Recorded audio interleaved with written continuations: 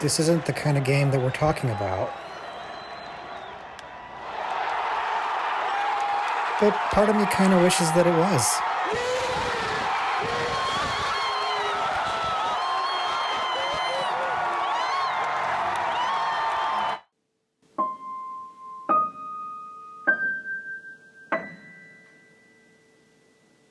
Hello, everybody, and welcome back to the Horror Movie Syllabus. My name is Professor Victor, and I'll be your host as we go through all of the essential, noteworthy, interesting, and notorious modern horror films. If you're new to the channel, I recommend you check out our new introduction video. There's a link to it in the description below, and it's going to give you a nice quick overview of what the Horror Movie Syllabus is all about. In short, we look at a particular subgenre of horror, and then we pick 3 movies from that subgenre to explore. But we've been doing this for a while now, and we've gotten to the point where I needed to supplement the subgenres that I had already put on the syllabus, and we've got now the Horror Movie Supplement. And what we're focusing on are subgenres that are really specific, or esoteric, or maybe a little too niche, or just really kind of random and weird. And I think we're gonna have a lot of fun with this. This is really kind of for you diehard horror fans who've been sticking with me for quite a while as we've explored the syllabus. So we're gonna have some fun, talk about some weird subgenres, some that are maybe a little more mainstream, some that are really, really specific. This is our first video for the Horror Movie Supplement, and I'm looking forward to seeing how this goes, because the Horror Movie Syllabus was full of movies that I had seen, that I had, vetted, that I thought were important and stuff. For the supplement, I'm kind of starting from scratch, so I'm still putting it together while we are having videos about it. So a lot of these movies will be movies that I'm coming to for the first time, movies that have been recommended or that the internet tells me are important, or etc. So it's going to be an interesting ride, and I'm glad that you're here to take it with me, and we'll see how it goes. If you're curious what these new subgenres are on the Horror Movie Supplement, you can find a copy of it at horrormoviesyllabus.com. It's free to download. You can fill it out with your own choices for undergraduate, graduate, and postgraduate level, because we are sticking with that 3-movie format. And you can play along with me and tell me what movies you think belong in these particular subgenres. As you've seen from the thumbnail and the title of the video, we're looking at movies about games, horror movies about games. And this is going to be a particularly fun one for me because I love games and I love horror movies about games. I'm really kind of an easy sell on these things.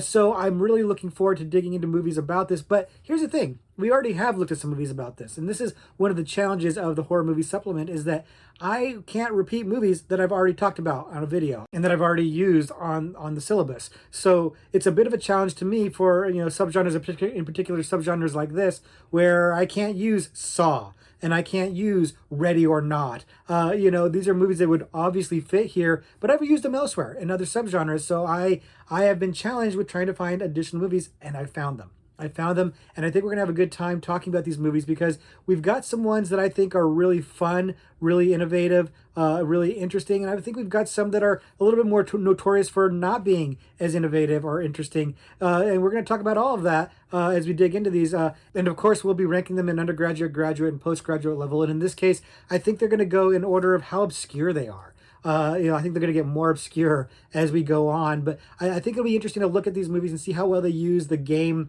framework or motif in giving the scares, and so I think that's going to be something we pay a lot of attention to, and see just how well these movies did. I can tell you right now, I like all the movies we talk about today, but again, I'm a little bit of an easy sell for these, so let's go ahead and start playing right now as we check out these movies about games. The first movie that we're talking about today, the undergraduate level selection, is Escape Room. Escape Room came out in 2019 and was something of a little bit of a mild hit. People really seemed to gravitate well towards this, and I was one of them. I actually really liked this movie, and I was really excited for it when it came out. Did it really live up to this reputation? Did it really satisfy people? Did it live up to my expectations? Well, that's what we're going to dig into in just a second. But first, if you haven't seen it before, the movie is about a group of people that get a mysterious invitation to come play an escape room. One of those rooms where they lock you in and you have to solve various puzzles to figure out a way out in a certain amount of time. And this particular escape room has a cash prize attached to it, and all of the people in the room need this. And when the first room sets off, it becomes very apparent that this is much more dangerous and life-threatening than they had expected it to be. And now they have to play for their lives, more importantly than the money. And hijinks abound, of course, because it's set up to do that. And we have a lot of fun watching it, hopefully. But I will say this about the movie, that the movie's premise is fun.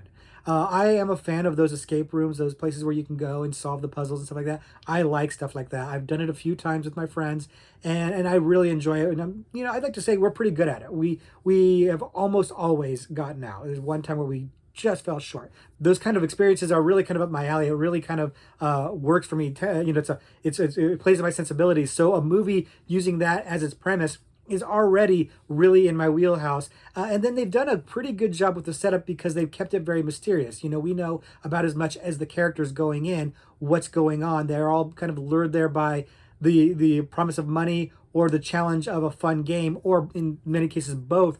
And that's a fun premise, that you have all these people, they're strangers, they don't really know each other, and they have to kind of figure each other out as well as the game. And so that's a really solid premise. They've also got a pretty strong cast of some familiar actors. Most probably notable is Deborah Ann Wool. But they're all doing solid work, even if the characters themselves are, for the most part, a little shallow. Or really, the way I should say it is that some of the characters get short shrift. They're not really developed very much.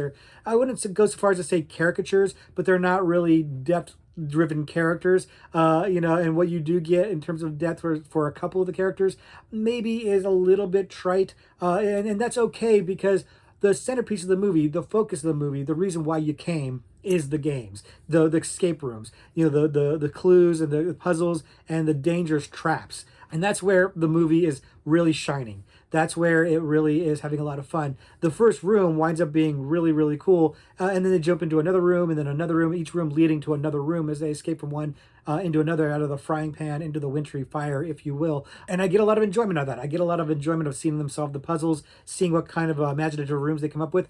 I will say that the rooms feel to me like they get less interesting as they go along. It seems like the rooms that they start out with are far more interesting and visually arresting and challenging than as they go on. They get a little bit less interesting, or maybe they're just not given as much attention. The movie's kind of picked up pace at that point, and they're going through things faster, so the rooms don't get quite as much attention. So that is a slight knock on the movie. And then my other, I guess, knock on the movie would be that there is a backstory, a reasoning, or a motivation for why these people are going through this.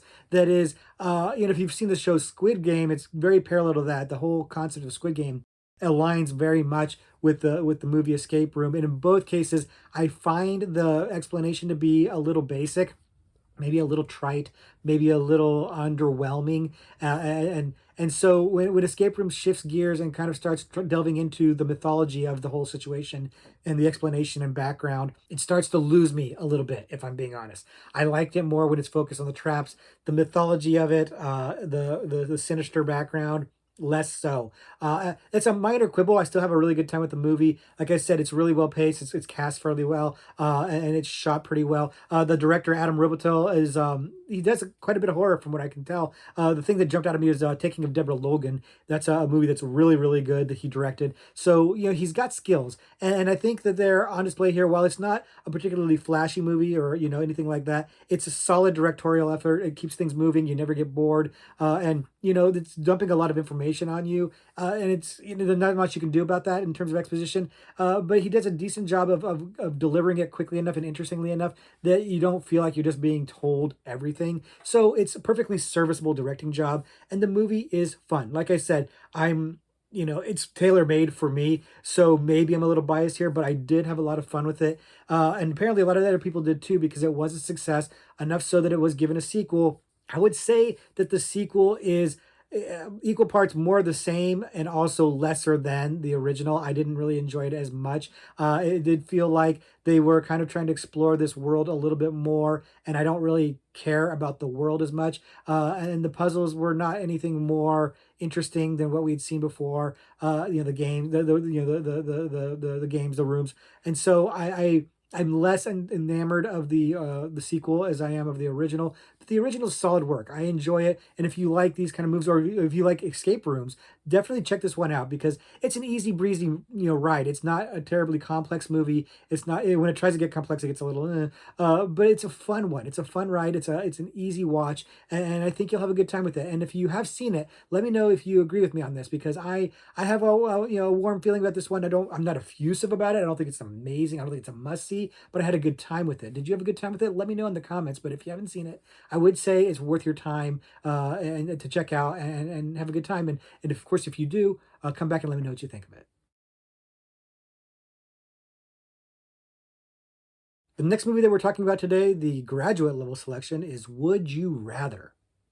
And Would You Rather came out in 2012 and is a really surprisingly dark movie that's based on the game Would You Rather. It has a really great cast that keeps things fun whenever things are getting a little too dark or a little too bleak. But we're gonna delve into all this in just a few moments here. But first, if you haven't seen it before, the movie stars Brittany Snow as a woman taking care of her terminally ill brother, and she desperately needs money and gets offered an opportunity to make enough money to take care of her brother's medical bills if she will come to a dinner party and play a game of Would You Rather. And the game is much more dangerous than she thought it would be, and the other people there are just desperate enough to go ahead and entertain the whims of the crazy rich madman who wants them to engage in these dangerous acts.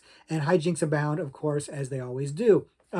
This movie is similar in terms of concept to the escape room and to several of the movies actually that are in this subgenre where, the game is a surprise. You don't realize that there's such a danger involved with it and you're just looking at the money aspect of it. And so this kind of continues that trope. But where it goes a little bit more interesting is just how like mean spirited dark it is. And it's probably why I like it so much.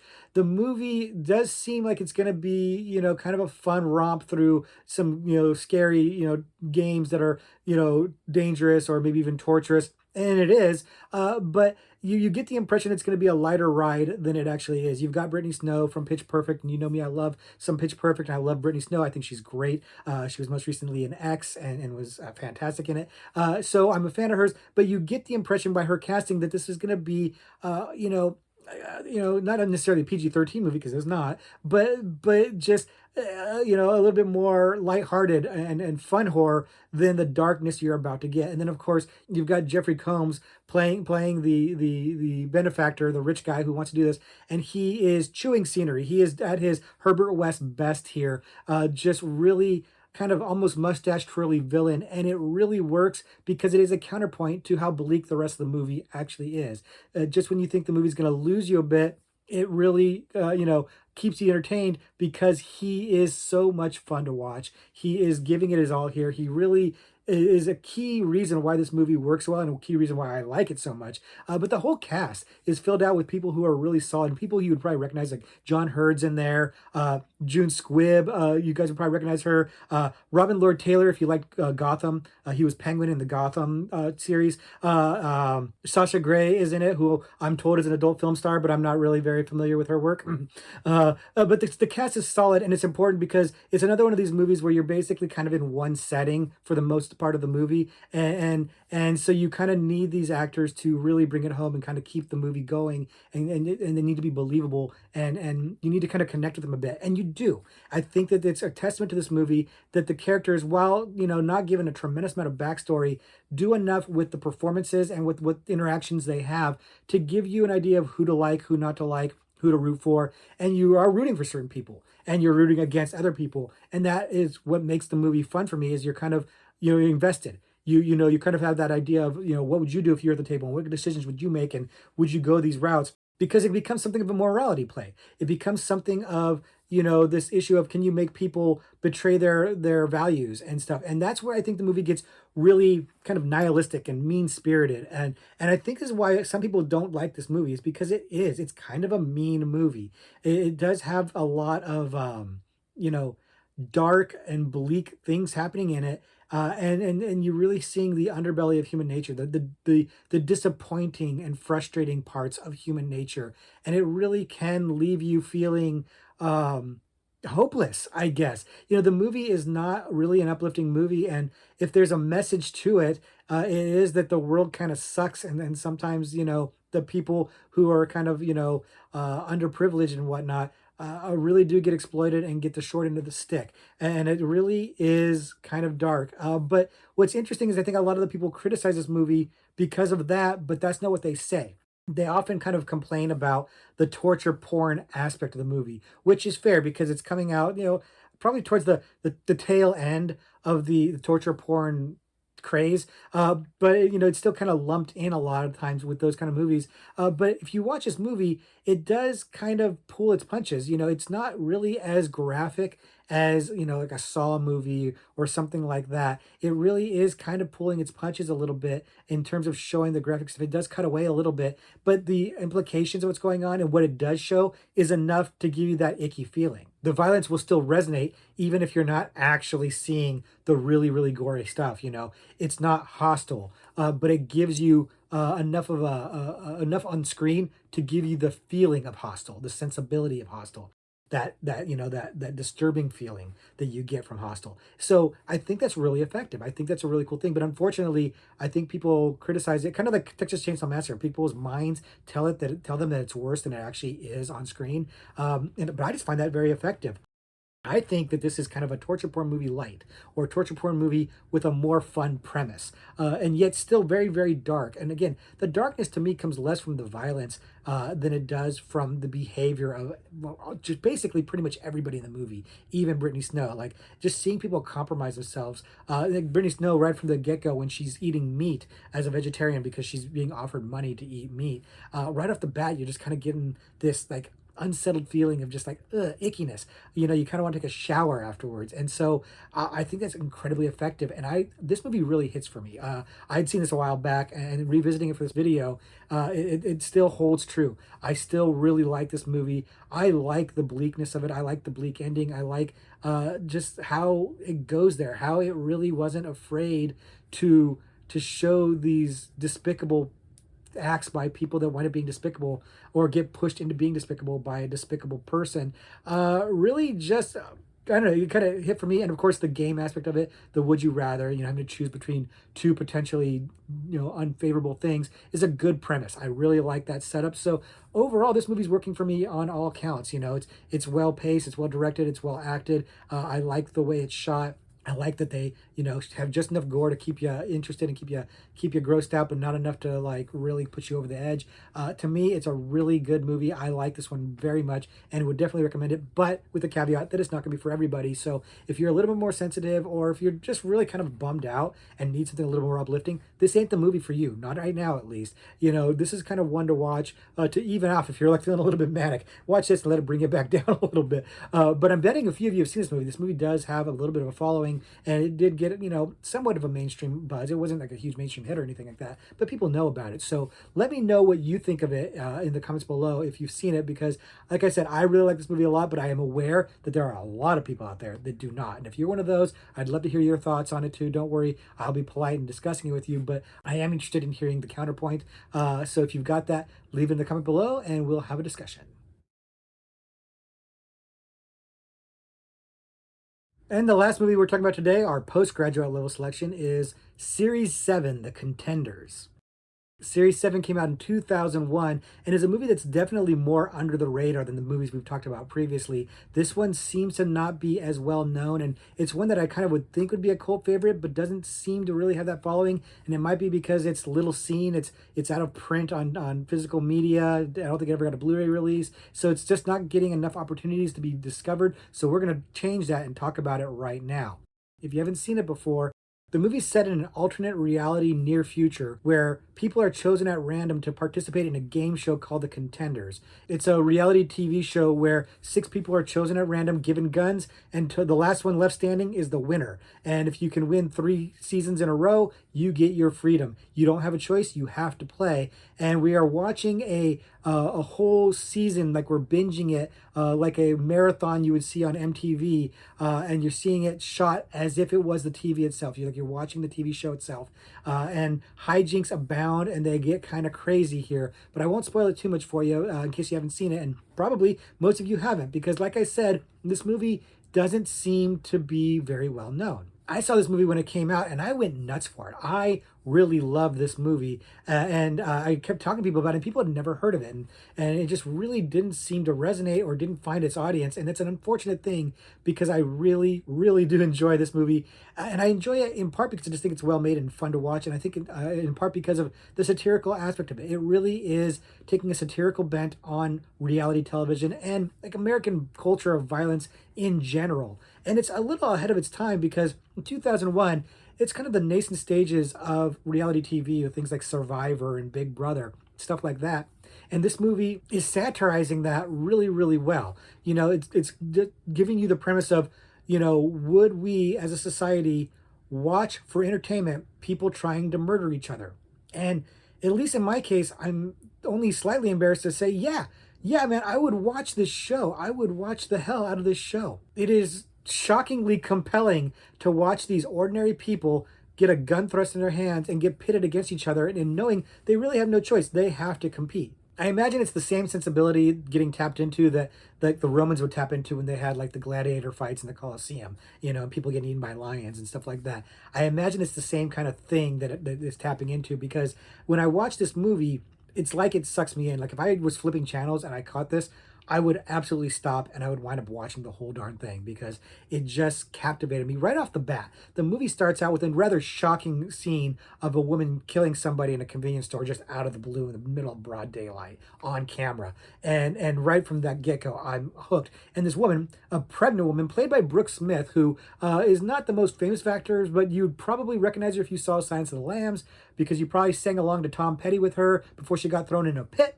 But she is absolutely fantastic here as the reigning champion, who is on her third and hopefully final time on the show. And she is ruthless and clever and 8 months pregnant. And it's a really interesting protagonist because you both feel for her and you want her to succeed because she is a pregnant woman and she's gone through hell trying to get to this point. But she's also just really ready to murder total strangers in order to survive, and it's kind of a real moral gray line, and that's where this movie plays, in this moral gray line, this morality that is questionable at best and downright embarrassing at worst, as you realize that you're watching these people kill each other and you're totally invested in it and you're totally shamelessly watching it. At least me. Maybe it's not true for everybody, and maybe that's why this movie hasn't caught on. Maybe that other people who are more normal than me find that a little bit problematic, rooting for something like this. But for me, it was addictive. It was like if you ever watched the MTV Real World Road Rules Challenge, where they pit the two casts from the two shows against each other and they play a bunch of different games and stuff like that. And it felt like that because if you ever watched a marathon of that, which I have, they do this thing where when they're going to go to commercial break, they tell you what's going to happen next. And then they cut to the commercial, and then they come back and they kind of show you scenes of what you just saw. So it feels like for every 10 minutes of show, you're really only getting like 6 minutes of actual new stuff. And the bookends, the bumpers is what they call it, for the television breaks, the commercial breaks, are just like rehashing. You're seeing the same scenes over and over again. And it's kind of annoying, but it's also kind of hilarious because this is how reality TV really works. It kind of teases what's going to happen next, then it shows you it, then it shows you it again, what you just saw in a recap. And they really nail that format of it. It really has the reality TV format nailed perfectly, from the quality of the video to the narration to the way they do like the character bios and have the people talking to the camera, the way the camera work is done. Like it really feels like cameramen who are running towards action of people shooting at each other and trying to murder each other. And it's just some really comical scenes of people trying to kill each other, like in the mall and stuff like that. And because everybody watches this show and it's just well known, these people are allowed to do this. They have security guards, and the people who are on the show, the contenders, are allowed to take their guns in through the security because they're allowed to have them to try to kill the other contenders. It's wild. And it hints just enough at this crazy world that we're living in the movie that, you know, you're wondering about it, but it doesn't waste time trying to explain it to you. It doesn't give you a lot of exposition. You are in the show as if you're watching the seventh season or the seventh series of this show. And they do a great job with the cast. Like everybody looks like a real person, and they kind of act like real people. They act the way you'd kind of expect people in this world and in these circumstances to act. It's got a young Merritt Weaver, if you're familiar with her from Nurse Jackie or other TV shows, New Girl. She's great. I actually really like her, and she's like a teenager here, and she's absolutely fantastic. But everybody in this is really enjoyable, and they do have enough drama in there to keep things interesting, interpersonal drama, and they have some good music in there. In particular, they really milk the Joy Division song "Love Will Tear Us Apart." I guess they could only afford that one song in their licensing, and they really get their money's worth for it. But it works. It works in the movie. It works in this show. The show that you're watching in the movie, and I find this movie to be very fun, but also very very disturbing. Like the fact that I find it fun, the fact that I enjoy it so much disturbs me, and it should disturb me because that's the message of the movie. The message of the movie is how reality show is gross and how it can make people really get base and debauched and just really morally corrupt and bankrupt, if you will. And so I think that message comes home really, really clearly. But at the same time, I'm really enjoying watching it. So it's kind of like doing what it's saying or what it's criticizing. So maybe it's a little bit of a muddy message, and maybe that's why people didn't respond to it so well. Because, like I said, it's kind of hard to find. But if you can find it, definitely check it out. It's definitely one that'll like I don't know if it'll shock you at this stage, but with all everything that's out there, but I found it shocking and I found it really having the nerve to go the places it goes to. And it's a low budget movie, and it's shot like on TV, so the low budget works for it. But you're not seeing tremendous amounts of gore, but the violence is shocking in it, and so it's definitely one to proceed with caution on. If you're sensitive to certain things, maybe look at like doesthedogdie.com and get a little bit of a sense of what exactly you're going to see in there. I don't want to spoil it, but it's maybe worth checking out. But it's a wild ride, man. And like I said, so many people haven't seen it, so I kind of wanted to shine a light on it and let people know about it. And if you have seen it, let me know what you think in the comments below. I'm very effusive about this one. This is a movie that I really, really like. This is one of those movies that I like to recommend to people because so few people have seen it, and it really kind of it comes out of left field and shocks people. So if you've seen it and you have a differing opinion, of course, I want to hear it in the comments below. But let me know because I have a hard time finding people who've seen this one. So we'll talk about it in the comments below. But I really like this one, and I hope you guys do too. So that's going to do it for our exploration into horror movies about games. But if you like these kind of movies, like I do, clearly, I've got a few extra credit selections to talk about, some of which you should see, some of which maybe you shouldn't. But we'll get into that in just a second. The first extra credit movie I'm going to talk about is a movie called Truth or Dare. Truth or Dare came out in 2018, and we are talking about the Truth or Dare that was made by Blumhouse and not the other Truth or Dare, because there are two movies that came out around the same time named Truth or Dare. This is the one with Lucy Hale, and this is the one that was a pretty big hit, but seems to be really maligned by critics and even fans. But we're going to get into that in just a second.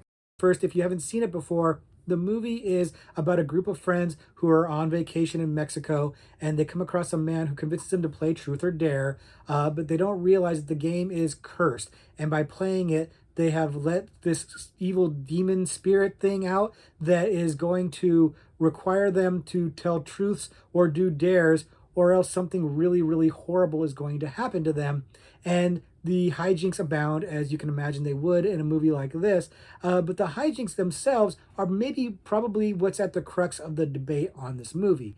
And the debate is really maybe almost kind of a one-sided debate because it seems almost unilaterally that people don't like this movie because it is kind of a PG-13 horror fest where it doesn't really go there. It doesn't really, it's like the opposite of Series 7 or Would You Rather. It doesn't really get as dark as you would think or hope it would be. And I think that's where people really kind of feel disappointed in it. I'm not really one of those people. I think it's, a fun premise. The idea of this Truth or Dare where you have to do these increasingly grotesque or scary or violent dares or tell these really embarrassing truths. I think it's a really fun, clever premise that I'm really down for. But I do admit the movie kind of slides off the rails. So while I'm not really in the camp of like hating this movie because it doesn't go there, I do admit that it doesn't go there. I think one of the criticisms I read about this was that it's focused more on the interpersonal drama of the characters than on the scary dares and the violence, and that's true. The whole truths that are having to be told are things about their relationships and who's cheating on who and stuff like that. And while it can be kind of like kind of a drama thing, and for somebody like me who likes like these kind of CW shows and stuff like that, it could be right up your alley. The problem is that you don't really care about the characters all that much. They're really pretty thin characters that aren't very developed. So the interpersonal relationships and the drama between them doesn't really matter all that much. So while the premise is strong, and when you get to some dares and some stuff like that, like the hammer scene and stuff like that, it's fun, but too little of that. So I don't disagree with people hating it. I don't hate it. I think it's a perfectly fine time. But that might be because I went in with, the right expectations. I was expecting it to be, kind of a PG horror fest that is, an interesting enough diversion, a way to spend 90 minutes that wouldn't really, be regretful. And that's what I got. But I think other people maybe had a higher expectation for it because it was a big hit. It was really heavily promoted. And so I think people went to the theater expecting something more than what they got. And I think that's cool. I think that that's a legitimate complaint because while I had fun, I am in the minority, and I can see why I'm in the minority. Like, I love Lucy Hale. I'm a Pretty Little Liars fan, as I've talked about on the channel previously. So I'm already having a good time with her in it. And even though she's maybe a little bit miscast in this movie, I have a lot of goodwill with her. So I'm giving the movie a little bit more forgiveness than perhaps it deserves. But even I have to admit, the movie doesn't pay off. It doesn't quite go there. It doesn't quite nail the kills and the violence as it could have. If they'd gone R-rated with this, I think this movie would be a lot more beloved. I think people would have had a much better reaction to it. But alas, they didn't. They pulled their punches. And so it's not a great watch. I'm not going to sit here and tell you should see it. I like it, but I'm not effusive about that, and a lot of people don't like it. So I'm not saying you should watch this when you could easily skip it. I bring it up because it was really well known and because people really seem to dislike this one. This gets cited a lot as an example of like bad horror movies, and so I really wanted to mention it here in case you hadn't seen it. So just so you know what the hullabaloo is all about. It's much ado about nothing, really. The movie is just kind of there. It's not really offensive. It's not really anything to get worked up about, but it's nothing to get excited for either. So that is what it is. Take it for what it is. Do with it what you will. If you have a strong opinion about it, negative or positive, leave it in the comments below. But I'm guessing most of you guys probably just shrug your shoulders at it, and that's probably the appropriate response. I enjoy it. I would watch it again, but there are admittedly better things to watch. The next extra credit movie I'm going to mention is a movie called Choose or Die. Choose or Die came out recently in 2022 and is a Netflix original, I believe. At least that's where I saw it, and I'm pretty sure it's a Netflix original. And this movie kind of had a brief amount of buzz around it, and then it kind of seemed to just drop off or fade away. And I'm not exactly sure why, because I do think it's a solid movie. I do think the premise is a lot of fun, and I think that it has a really interesting take on this subgenre that is not as common, but also might not be as successful as it needed to be. But we're going to get into that. First, if you haven't seen it before, the movie is about a young girl who is struggling to make ends meet because her mother is dealing with some trauma of her dead brother, and she needs money. And she finds this old game from the 80s, this old, a computer game that promises a cash reward if you can beat it. She and her nerd friend start getting into the game, and it turns out, like always, this game is much more than you bargained for. It's got terrible consequences if you choose incorrectly, and as it causes suffering for people in your life in the real world, you benefit from that. And that's an interesting premise to go off of, but of course the hijinks abound as people try to play the game and either succeed or fail. Either way, not so good. I don't want to spoil it anymore, but the movie has this great premise. First of all, using the 80s game is a fun thing. It's a nice way to kind of tap into a little bit of nostalgia for people my age who would have played games like that. And it also gives it a bit of an air of mystery to somebody who's younger, who's not as familiar with those kind of games. But where it really excels for me is the mythology around it. The idea of and I don't want to get too much into it because I don't want to spoil it too much, but the idea that this game, as you play it, you can get benefit by inflicting suffering on others. So it has this moral dilemma aspect to it that is interesting, that makes the movie have another layer to it. It's not just now, this game that's trying to kill you or you can win the money. It's like you're actively trying to harm other people in order to get wealth, fame, whatever it is you're looking for. That's an interesting moral quandary that I think is played out okay in the movie. I don't feel like it sticks the landing, and I don't mean that the ending is bad, because it's not. It's perfectly fine. It's just that I feel like they could have done more. I feel like they could have really really challenged you on this moral quandary, but the ending kind of gives an easier out than I would have liked to have seen. But that's kind of a minor quibble. I really enjoy this movie. Maybe that's a harder thing for other people. Maybe that's why the buzz on this has dropped off after people saw it, because it doesn't stick as much with them. But it stuck with me. Again, maybe more for potential than for actual execution. The movie is made solid enough. The acting is perfectly fine. Everything is decent enough. But the and the visuals are good. But the premise left some stuff on the table. It's a really strong premise. It's a really interesting idea. This cursed game that it tempts you to play it, and I can see how spelling out the mythology of it was setting up a franchise that, as far as I can tell, is not going to come. I don't think they're making sequels to this, but they definitely set it up for that. And I understand the rationale or the impetus to do that, but that part of it is maybe what makes it less of a gut punch at the end. Like, you really could have sold this in a much more bleak way that I think would have been much more resounding for the audience. And it doesn't. It doesn't do that. It gives it a little bit of a brighter ending, which, hey, considering some of the other things we've talked about that have been a little bit bleak here, that might be welcome.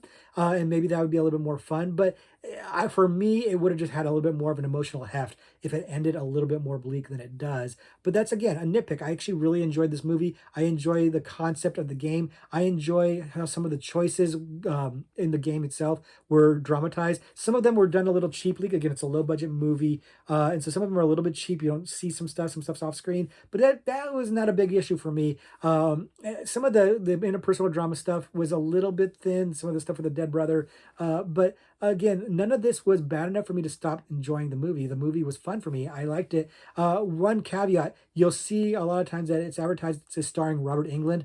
It's like his voice. He does like a little bit of a voice thing in the movie, but he's not really in it. So don't be fooled. So if you're looking for Freddy, go to sleep and find him there, because he ain't going to be here in the movie. So just one caveat. But it is a fun little cameo, I will say that. But the movie is a fine ride. I enjoyed this one. If you like game-related horror movies, this is definitely one to check out. I do think it does a pretty good job with its premise, and I think that it has some interesting aspects to it that I don't see usually in other game-related horror movies, but it could have gone even further, and I wish it had. Let me know if you've seen this one, and I think a lot of you have, because this one did seem like it had a little bit of a run for a while there. Let me know if you guys agree with me on that. If you think that this movie's premise could have been spun out a little bit further, a little bit more interestingly, and gone a little bit more intense. Or if you think this movie was fine the way it was, or you think it sucked. Let me know in the comments below, because this one, I have thoughts on it. And again, harder to discuss it without spoiling it too much, but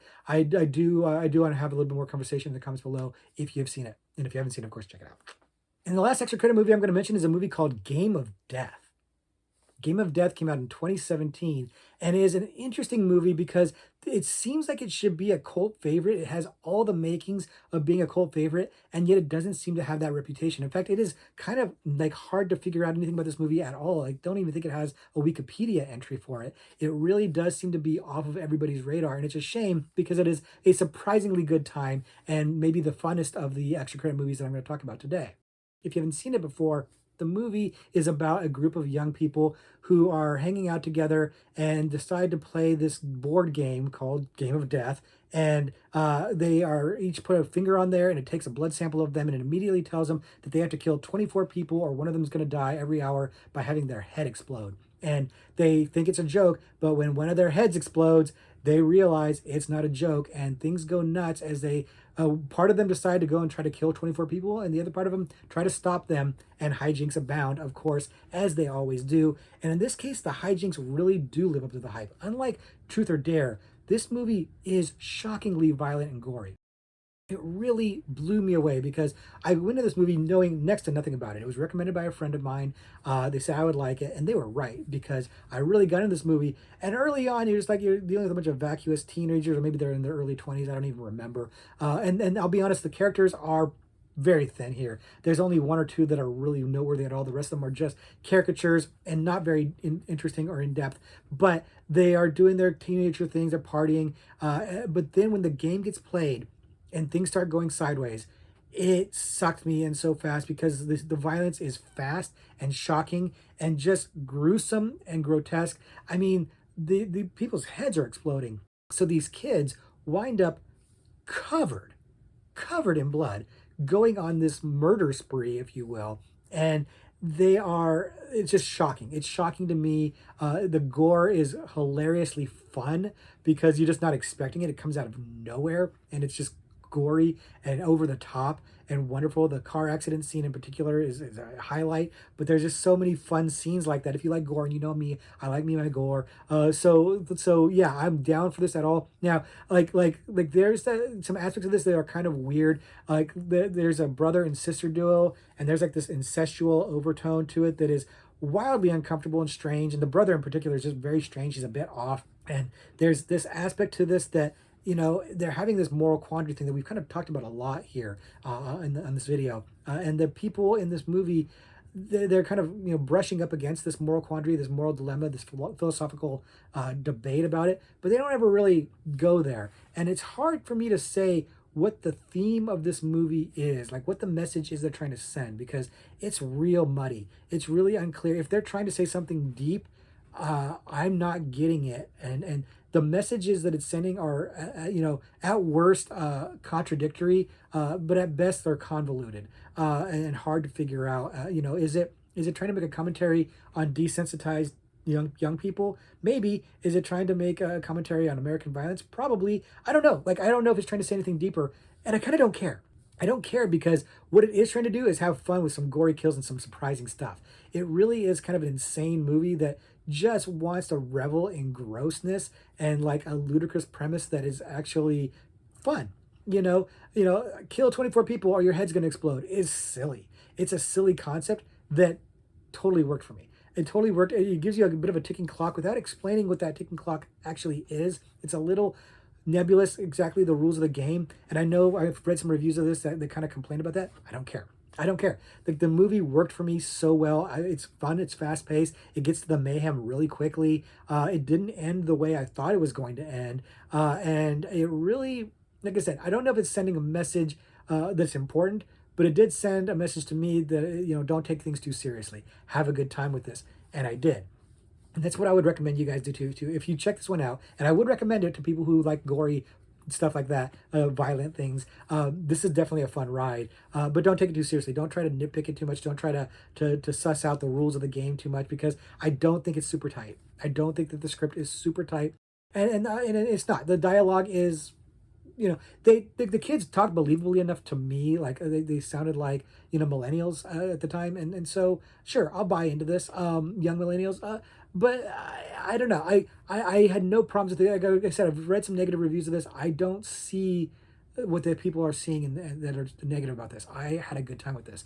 I think that it's fun. Like I said, you can't pick at it too much, and maybe that's what the problem was, is those people did. But I had a blast with this movie. Super gory, really fast paced, really interesting. Doesn't go where I thought it was going to go. Very surprising. And just characters you don't mind seeing their heads explode. So what more could you ask for? So if you haven't seen that one and that sounds like it's up to your alley, check it out and let me know what you think. And if you have seen it, and like I said, it doesn't seem like a lot of people have, let me know what you think, because this is one of those other ones where I feel like doesn't get enough love, doesn't get enough shine on it, kind of like Series 7, and would love to have people to talk to about it, because like I said, I really enjoy this one. This is a effusive one. This is one that I contemplated trying to put on the syllabus proper, the supplement proper, but it didn't make it there. And so I wanted to shine a light on it in the extra credit, and so I have. Let me know what you think, and we'll talk about it in the comments below.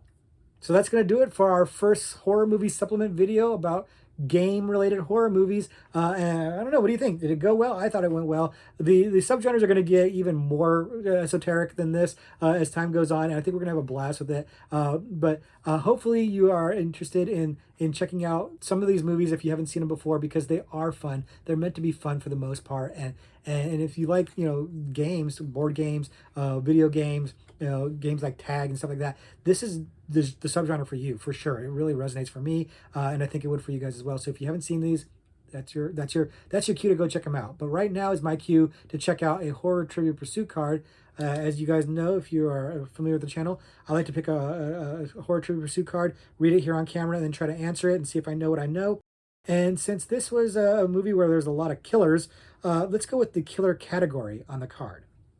And the question is, What is the color of the recurring hooded raincoat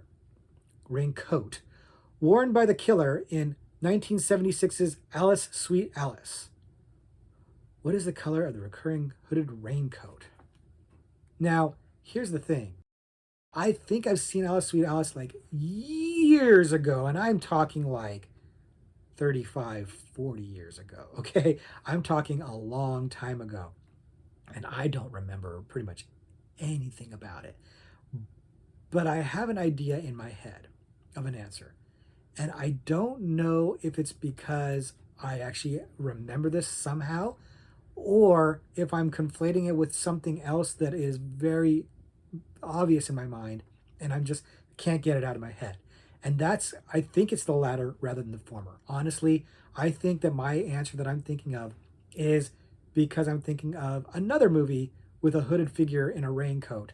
And I am almost positive that it's coloring my opinion of this, but I'm going to stick with my answer. I'm not going to change my answer because, as you know, if you watch the channel, I tend to do this. I tend to change my answer, and then I wind up being wrong.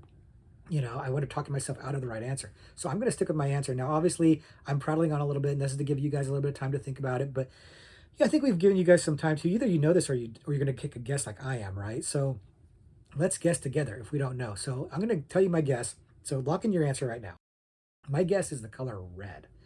And I feel like I'm wrong because I think I'm just thinking of Don't Look Now. The movie Don't Look Now also has a person in a raincoat in it. It's a red raincoat. It's very memorable, very noteworthy. And I feel like I am looking at the same color for Alice, Sweet Alice. And again, I don't remember anything about Alice, Sweet Alice. So I think I'm just conflating these two movies. But I'm going to stick with my answer. My answer is red. So let's go ahead and take a look at the card and see what the card says. The card says yellow. The card says yellow, and that actually makes sense because that's the common color for a raincoat. And it's also the other thing I was thinking of was yellow, but I was thinking, well, that's It, right? That's the movie It, the yellow raincoat's from It. So the same problem was occurring for me. So I am wrong. And you know what? It's been a little while since I've been wrong, but this is a movie I don't really remember, so I don't feel terribly bad about this one. But if you got the answer wrong too, let me know what color you guessed. Did you guess red for the same reason I did? But I hope you got it right. I also hope you stuck around to the end of the video. I appreciate you if you did. I've been having a lot of fun hanging out with you guys. That's why I decided to do the horror movie supplement, because I was basically just about done with the horror movie syllabus, but I wanted to keep hanging out with you guys. Wanted to keep talking about movies, so had to find an excuse. When you look at the horror movie supplement, think of it that way. This was Victor's excuse for coming up with different subgenres to talk about. So have fun. Go to horrormoviesyllabus.com, fill that thing out, and we'll talk about it in the coming weeks and months. But until then, let's just say class dismissed.